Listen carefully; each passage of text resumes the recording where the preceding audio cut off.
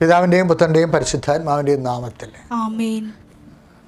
എൻ്റെ പ്രിയപ്പെട്ടവരെ, എല്ലാവർക്കും സുപ്രഭാതം. കർത്താവിൻ്റെ ഈ പുതിയ ദിവസം നമ്മൾ പ്രത്യക്ഷീണ പ്രാർത്ഥന ചൊല്ലിയാണ് തുടങ്ങുന്നത്. നിങ്ങൾക്കറിയാം, പ്രത്യക്ഷീണ പ്രാർത്ഥന ദൈവത്തിൻ്റെ ഒരു ആവശ്യമാണ്. എല്ലാ പ്രാർത്ഥനകളും നമ്മുടെ ആവശ്യമാണ്.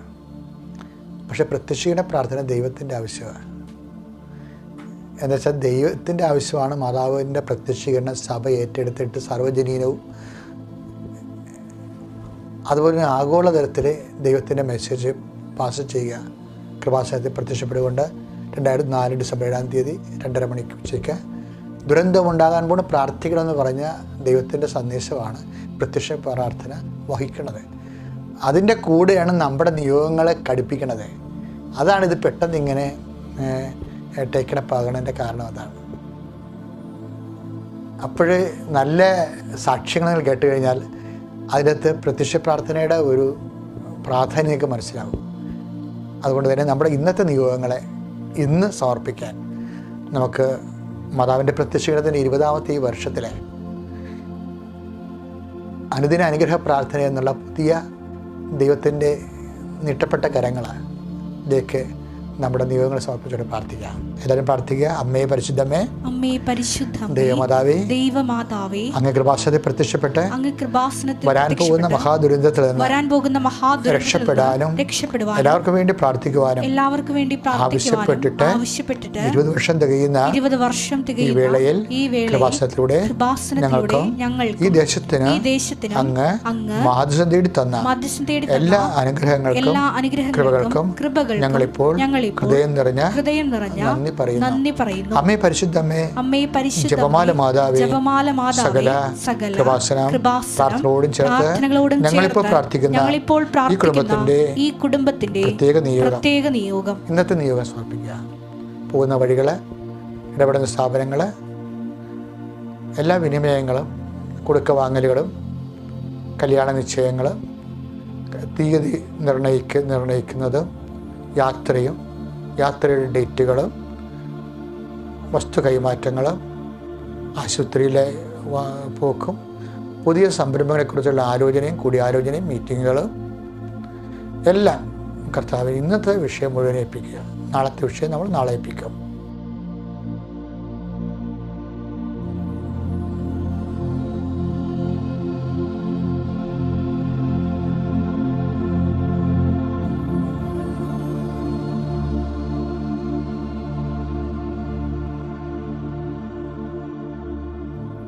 പ്രാർത്ഥിക്കുക.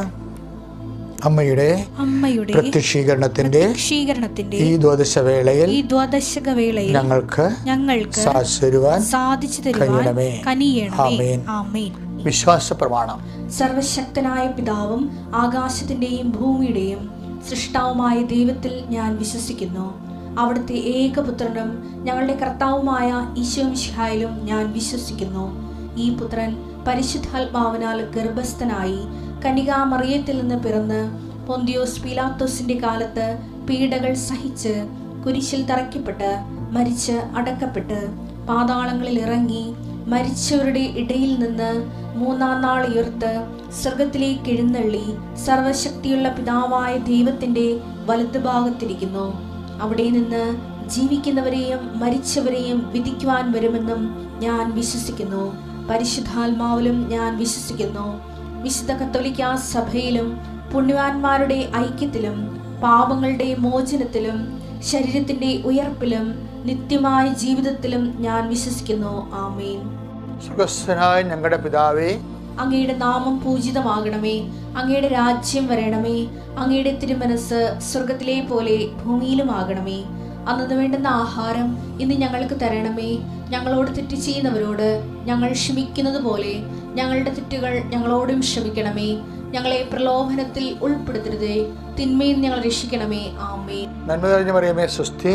കർത്താവ് അങ്ങയുടെ കൂടെ സ്ത്രീകളിൽ അങ്ങ് അനുഗ്രഹിക്കപ്പെട്ടവളാകുന്നു. അങ്ങയുടെ ഉദരത്തിൻ ഫലമായി ഈശോ അനുഗ്രഹിക്കപ്പെട്ടവനാകുന്നു. പരിശുദ്ധ മറിയമ്മേ, തമ്പുരാന്റെ അമ്മേ, പാപികളായ ഞങ്ങൾക്ക് വേണ്ടി ഇപ്പോഴും ഞങ്ങളുടെ മരണസമയത്തും തമ്പുരാനോട് അപേക്ഷിക്കണമേ. ആമേൻ. പ്രിയപ്പെട്ടവരെ, ഇന്നത്തെ ഈ പ്രത്യക്ഷീകരണ പ്രാർത്ഥനയ്ക്ക് ശേഷമുള്ള അഭിഷേക പ്രാർത്ഥനയാണ് ഇപ്പോൾ നടക്കാൻ പോകുന്നത്. ഇതാണ് പ്രഭാത ആശീർവാദം എന്ന് പറയുന്നത്. ഈ ആശീർവാദത്തിൻ്റെ പ്രധാനപ്പെട്ട ഘടകം എൻ്റെ 38 വർഷത്തെ പൗരോഹിത്യ ജീവിതം തന്നെയാണ്. കടലിലും കരയിലുമായിട്ടും ലോകവ്യാപകമായി നടത്തിയിട്ടുള്ള കർത്താവിൻ്റെ ഉപകരണമായി നടത്തി ദൈവം തിരഞ്ഞെടുത്ത് കൈപിടിച്ച് നടത്തിയിട്ടുള്ള എല്ലാ ശുശ്രൂഷകളും 10,000-കണക്കിന് മനുഷ്യരുടെ സാക്ഷ്യങ്ങളും ഒക്കെ എല്ലാം ഇതിൻ്റെ ആസ്തിഭദ്രതയും അടിത്തറയുമാണ്. അസറോപരി കൃപാസനത്തിൽ പ്രത്യക്ഷപ്പെട്ട പരിശുദ്ധ അമ്മയുടെ മാധ്യസ്ഥയിൽ കൃപാസനത്താറിൽ നടന്ന് ലക്ഷങ്ങൾ പങ്കെടുത്ത ആരാധനയും ഇതിൻ്റെ ആസ്തിയാണ്.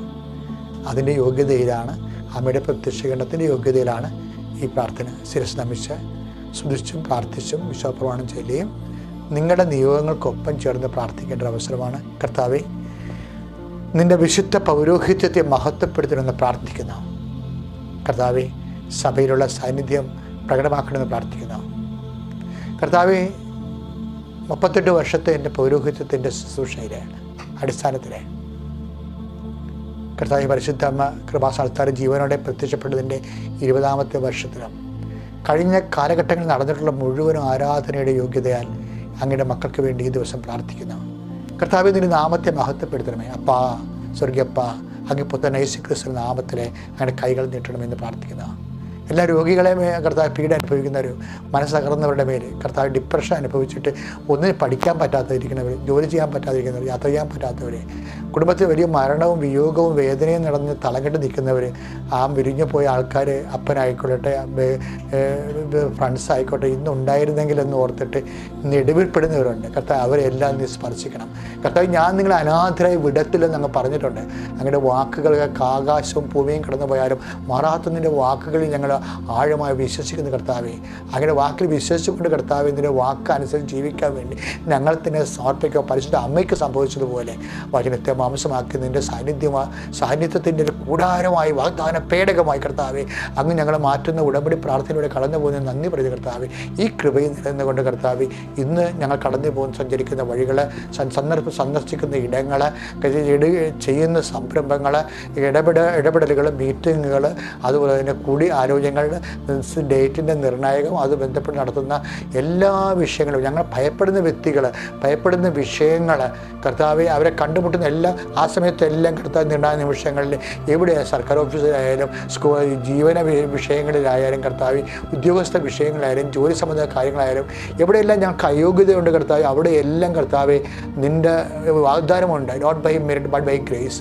നിൻ്റെ യോഗ്യത കൊണ്ടല്ല ദൈവത്തിലെ എൻ്റെ കൃപ കൊണ്ടാണെന്ന് പറഞ്ഞ ആ കൃപയിൽ ഞങ്ങൾ പൂർണ്ണമായി വിശ്വസിച്ചുകൊണ്ട് ഇന്നത്തെ ദിവസത്തെ നിൻ്റെ കൈകളിലേക്ക് ഞങ്ങളുടെ പരിശുദ്ധ അമ്മതയും അത് നാമത്തെ ഏൽപ്പിച്ചുകൊണ്ട് നിന്നെ സ്തുതിക്കുന്ന യേശുവേ സ്തോത്രം. ഹല്ലേലൂയ, സ്തുതിക്കട്ടെ. ഹല്ലേലൂയ, എൻ്റെ കർത്താവിൻ്റെ ഉന്നതമായ നാമത്തിൽ, സഭയുടെ അധികാരത്തിൽ, കുരിശിൻ്റെ അടയാളത്തിൽ, ദൈവത്തിൻ്റെ ശക്തിയാൽ നീ യേശുവിൻ്റെ നാമത്തെ അനുഗ്രഹത്താൽ മുദ്ര ചെയ്യപ്പെടട്ടെ. പരിശുദ്ധമ്മ, എല്ലാ മാലാഖമാരും വിശുദ്ധന്മാരും നിനക്ക് ഇന്നത്തെ ദിവസം അകമ്പടി സേവിക്കട്ടെ. Lord infuse your spirit of power and grace. Thank you Jesus.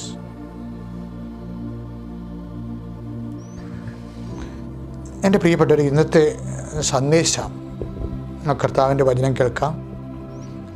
ഇത് പിതൃസ്വത്ത് താനുമായി പങ്കുവെക്കാൻ വേണ്ടി ജനക്കൂട്ടുന്ന ഒരു മനുഷ്യൻ കർത്താവിനെ സമ്മർദ്ദം ചെയ്യുന്ന ഒരു സന്ദർഭം ബൈബിളുണ്ട്. അത് നമുക്ക് വായിച്ച് കേൾക്കാം. അതിൻ്റെ ബാക്കി കാര്യങ്ങൾ ഞാൻ ആ സമയത്ത് പറയാം. ലുക്കായുടെ സുവിശേഷം 12-ാം അധ്യായം 13-14 തിരുവചനങ്ങളാണ്. ജനക്കൂട്ടത്തിൽ നിന്ന് ഒരുവൻ അവനോട് പറഞ്ഞു, ഗുരു, പിതൃസ്വത്ത് ഞാനുമായി പങ്കുവെക്കാൻ എന്റെ സഹോദരനോട് കൽപ്പിക്കണമേ. യേശു അവനോട് ചോദിച്ചു, ഹേ മനുഷ്യ, എന്നെ നിങ്ങളുടെ ന്യായാധിപനോ സ്വത്ത് ഭാഗിക്കുന്നവനോ ആയി ആര് നിയമിച്ചു? അതായത് എപ്പോഴും വരുന്ന ഒരു വലിയ പ്രലോഭനമാണ് ചരിത്രത്തിൻ്റെ ഒരു ഹിസ്റ്റോറിക്കൽ ടെംപ്റ്റേഷൻസ് എന്ന് പറയും. ഇത് ചരിത്രപരമായ പ്രലോഭനം എല്ലാ കാലങ്ങൾക്കും എല്ലാ തലമുറയ്ക്കും ഉള്ളതായിട്ടുള്ളതാണ്. കർത്താവിൻ്റെ ദൗത്യത്തിൽ നിന്ന് കർത്താവിനെ പിന്തിരിപ്പിക്കാനുള്ള ഒരു ശ്രമം. ഇത് ആദ്യകാലം മുതലേ ഉണ്ടായത് തുടങ്ങി വെച്ച പിശാചാണ്. പിശാച് ഒന്നിനും കർത്താവിന് പരിഭൂമിയിലെ പരീക്ഷണ സമയത്ത് പിശാചാണ് ഈ സംഭവം തുടങ്ങുന്നത്. കർത്താവിനെ ഡീബീറ്റ് ചെയ്ത് കളയുക എന്ന് വെച്ച് കഴിഞ്ഞാൽ ബാക്ക് സ്റ്റിയറിങ്ങിലൂടെ കർത്താവിനെ ദൗത്യത്തിൽ നിന്ന് പിന്തിരിപ്പിച്ചുകൊണ്ട് കൺട്രോൾ ചെയ്യുക. ദൈവത്തിൻ്റെ കൺട്രോൾ തൻ്റെ കയ്യിലെത്തിയിട്ടുണ്ട്. പിശാചാണ് ആദ്യം പറയണത് കല്ലുകളോട് അപ്പമാകാൻ പറയണത്. ലുക്കാൻ്റെ സുവിശേഷത്തിൽ നമ്മളത് വായിക്കുന്നുണ്ട്. 4-ാം അധ്യായത്തിൽ വായിക്കുന്നത്. Ah take the word of God. സ്തുതിക്കട്ടെ. Hallelujah, hallelujah, hallelujah. യേശുവേ നന്ദി, യേശുവേ ആരാധന. ഹല്ലേലൂയ, മഹത്വം, മഹത്വം, ആരാധന, ആരാധന. ലൂക്കായുടെ സുവിശേഷം 4-ാം അധ്യായം 3-ാം തിരുവചനം. അപ്പോൾ പിശാച് അവനോട് പറഞ്ഞു, നീ ദൈവപുത്രനാണെങ്കിൽ ഈ കല്ലിനോട് അപ്പമാകാൻ കൽപ്പിക്കുക. ഈ കല്ലിനോട് അപ്പമാകാൻ കൽപ്പിക്കാൻ പറഞ്ഞ പിശാച് കർത്താവ് മനുഷ്യനെ ദൈവവചനം കൊണ്ട് തന്നെ അവനെ റെഫ്യൂട്ട് ചെയ്യും. എന്താണ്? മനുഷ്യൻ അപ്പം കൊണ്ട് മാത്രമല്ല ജീവിക്കുന്നത്. പിന്നെ എങ്ങനെയാണ്? ദൈവത്തിൻ്റെ വായിൽ നിന്ന് വരുന്ന ഓരോ വചനങ്ങൾ കൊണ്ടുകൂടിയാണ് ജീവിക്കുന്നത്. അപ്പം മനുഷ്യൻ ജീവിക്കുന്നത് ദൈവത്തിൻ്റെ വചനങ്ങൾ കൊണ്ടാണ്. ദൈവ പൈതൽ ജീവിക്കുന്നത് ദൈവത്തിൻ്റെ വചനങ്ങളാണ്. അപ്പോൾ ദൈവപൈതലിൻ്റെ പാദങ്ങൾക്ക് വിളക്കും പാതയെ പ്രകാശം എന്ന് പറയുന്നത് എന്താണ്? അവൻ ദൈവത്തിൻ്റെ വചനമാണ്. അപ്പോൾ ദൈവത്തിൻ്റെ വചനം ലോകത്തിൽ നൽകുന്ന വചനാധിഷ്ഠിതമായ ഒരു ജീവിതത്തിൽ നിന്ന് നമ്മളെ പിന്തിരിപ്പിച്ചുകൊണ്ട് വചനാധിഷ്ഠിതമായി ജീവിക്കാൻ വേണ്ടിയാണ് കർത്താവ് ലോകത്തിലേക്ക് മനുഷ്യാവതാരം ചെയ്തത്. എൻ്റെ ഒരു കാരണം. പക്ഷേ പണ്ട് പിശാച് ഈ പ്രലോഭനങ്ങളെല്ലാം ഒഴിവാക്കിയിട്ട് തൽക്കാലത്തേക്ക് പോയായിരുന്നു. ഈ പിശാച് തന്നെയാണ് ഇപ്പോഴീ ജനക്കൂട്ടത്തിൽ നിന്നുള്ള ഈ യുവാവിലൂടെ വീണ്ടും തിരിച്ചു വരണമെന്ന് നമുക്ക് തോന്നിപ്പോകും. എന്താ കാര്യം എന്നൊക്കെ വായിക്കാം. ലൂക്കാ 4:13. അപ്പോൾ പിശാച് പ്രലോഭനങ്ങൾ എല്ലാം അവസാനിപ്പിച്ച് നിശ്ചിത കാലത്തേക്ക് അവനെ വിട്ടുപോയി. അപ്പോൾ യേശുവിനെ തൻ്റെ ഡിവൈൻ കോസ്, മനുഷ്യാവതാരത്തിൻ്റെ കോസ് കാരണങ്ങളിൽ നിന്ന്, ദൈവികമായ കാരണങ്ങളിൽ നിന്ന് പിന്തിരിപ്പിച്ച് കളയും. ഇപ്പം ചില ഒരു രാഷ്ട്രീയക്കാരൊക്കെ പറയില്ലേ, ക്രിസ്തു ഒരു സാമൂഹ്യ പ്രവർത്തകനാണ്, സാമൂഹ്യ പരിഷ്കർത്താവാണ്. അപ്പോൾ ഇത് ചരിത്രത്തിലൂടെ ഉണ്ടാകുന്ന ഒരു പ്രലോഭനമാണ് മനുഷ്യരാശിക്ക്. അതായത് ചില ആൾക്കാർക്ക് ഈശോയുടെ ചില ദൗത്യ പ്രസ്ഥാനങ്ങൾക്ക് ഇപ്പം ചില മതങ്ങൾ പറയും കർത്താവ് പ്രവാചകനാണെന്ന് പറയും. ഇതൊന്നുമല്ല കർത്താവ്, എന്നാൽ ഇതെല്ലാമാണ്. പക്ഷേ അൾട്ടിമേറ്റായിട്ടാണ് ആരാണ് ഈശോ? രക്ഷകനായ ദൈവമാണ്. അതുകൊണ്ട് തന്നെയാണ് ഈശോ പറഞ്ഞത് മനുഷ്യൻ അപ്പം കൊണ്ട് മാത്രമല്ല ജീവിക്കുന്നത്. നമ്മൾ ലേഖനങ്ങൾ വായിക്കുന്നത് 1 കൊറിന്തോസിലെ 15-19 വായിക്കുന്നത്, മനുഷ്യജീവിതം ധന്യമാകുന്നത്, അതായത് ഈ ജീവിതത്തിന് വേണ്ടി മാത്രമാണ് നിങ്ങളെ യേശുക്രിസ്തുവിൽ പ്രത്യാശ അർപ്പിച്ചെങ്കിൽ മറ്റു മനുഷ്യരെക്കാൾ നിങ്ങൾ ഹതഭാഗ്യവാന്മാരാണ്. അതുകൊണ്ട് തന്നെ നിങ്ങൾക്ക് എന്ത് ഭൗതിക സമ്മർദ്ദം ഉണ്ടായാലും ആ ഭൗതിക സമ്മർദ്ദം, ഒരു സമ്മർദ്ദം കഴിയുമ്പോൾ മകളുടെ കഴിയാൻ കഴിയുമ്പോൾ ഉടനെ കർത്താവിൻ്റെ അടുത്ത് വരും, മകൾക്ക് കൊച്ചുണ്ടാകാൻ പറയും. കൊച്ച് കിട്ടിക്കഴിയുമ്പോൾ പറയും ആ കുഞ്ഞിനെ ഇംഗ്ലീഷ് മീഡിയത്തിൽ അഡ്മിഷൻ കിട്ടാൻ വരും. ഇങ്ങനെ ചില മനുഷ്യർ ജീവിതകാലം മുഴുവൻ കർത്താവിനെ ദുർവിനിയോഗിക്കുന്നവരുണ്ട്. അപ്പോൾ ഒരിക്കൽ പോലും ഭൗതികമല്ലാത്ത കാര്യത്തിന് വേണ്ടി കർത്താവിനെ ആശ്രയിക്കാത്തവർ നിത്യതയുടെ നിരപേക്ഷതയാണ് ആയിട്ട് ജീവിക്കുന്ന ആൾക്കാർക്ക് കർത്താവിനെ മിസ് ചെയ്യാനുള്ള സാധ്യതയുണ്ട്. പക്ഷേ നമുക്ക് ഭൗതിക സമ്മർദ്ദം ഉണ്ടാകുമ്പോൾ അതിലൂടെ ആധ്യാത്മിക മുന്നേറ്റം നടത്താനുള്ള ദൈവിക പദ്ധതിയാണ് ഓരോ ദിവസവും നമ്മൾ പ്രയോജനപ്പെടുത്തേണ്ടത്. അത് നിങ്ങൾ കഴിയട്ടെ എന്ന് പ്രാർത്ഥിക്കുന്നു.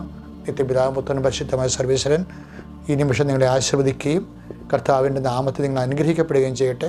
നിങ്ങൾ പോകുന്ന ഇടങ്ങളിലെല്ലാം നിങ്ങളുടെ വലത്തും ഇടത്തും വീട്ടിലും വഴിയിലും ജലത്തിലും കരയിലും മുകളിലും ഹൃദയത്തിലും കർത്താവിൻ്റെ സാന്നിധ്യവും സഹവാസവും സംരക്ഷണവും സൗഖ്യവും വിടുതൽ അനുഭവിക്കട്ടെ. കർത്താവ് ക്രിസ്തു വഴി ഞങ്ങൾ സമർപ്പിക്കുന്ന പ്രാർത്ഥന കൈക്കൊള്ളണമേ. ആമേൻ.